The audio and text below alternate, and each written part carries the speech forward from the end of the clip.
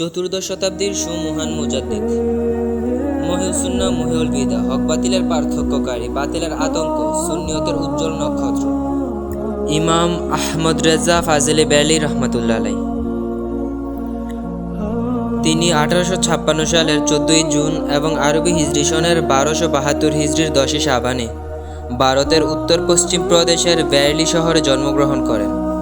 ওনার মায়ের নাম ছিলেন হোসাইনি খা খানম এবং ওনার পিতার নাম ছিলেন নকি আলী খান রহমতুল্লাহ আলাইহ। ওনার পিতা ছিলেন উচ্চ মর্যাদাশীল একজন আল্লাহর ওলি।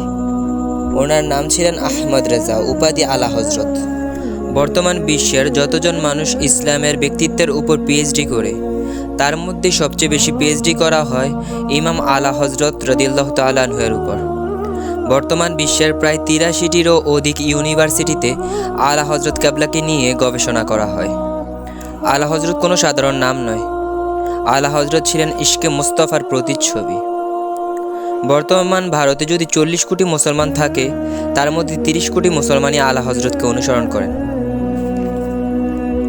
বাল্যকাল থেকে আলা হজরত তুফুর জ্ঞানের অধিকারী ছিলেন, যিনি মাত্র 4 বছর বয়সে কোরআনুল কারিমের নাজরা খতম করেছিলেন।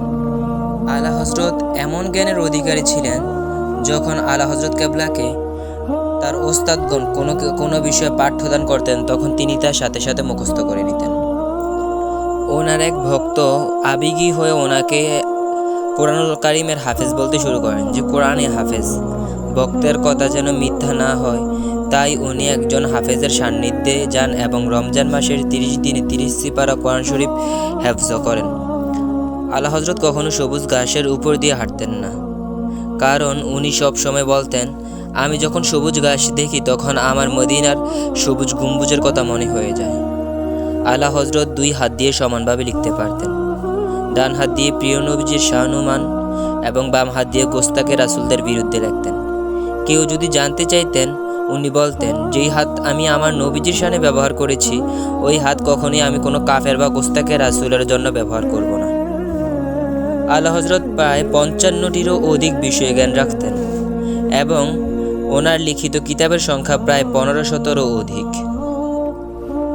আলা হজরত অনেক সময় বলতেন, তোমরা যদি আমার কলিজাটাকে ছিঁড়ে 2 টুকরো করে দেখো, খোদার কসম তোমরা দেখতে পাবে একদিকে লা ইলাহা ইল্লাল্লাহ, অন্যদিকে মুহাম্মদ রাসূলুল্লাহ সাল্লাল্লাহু আলাইহি সাল্লাম লেখা। দেওবন্দের গুরু ঠাকুর আশরাফ আলী থানভীও বলেছেন যে আলা হজরত একজন ইশকে রাসূল।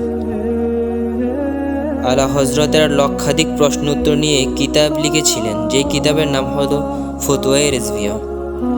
তৎকালীন সময়ে কোরআনুল কারিমের ভুল অনুবাদে যখন মানুষ পথভ্রষ্ট হতে শুরু করে, তখন আলা হজরত বিখ্যাত কানজুল ঈমান লেখে বিশুদ্ধ কোরআনুল কারিমের অনুবাদ উপহার দেন মানব সম্প্রদায়কে।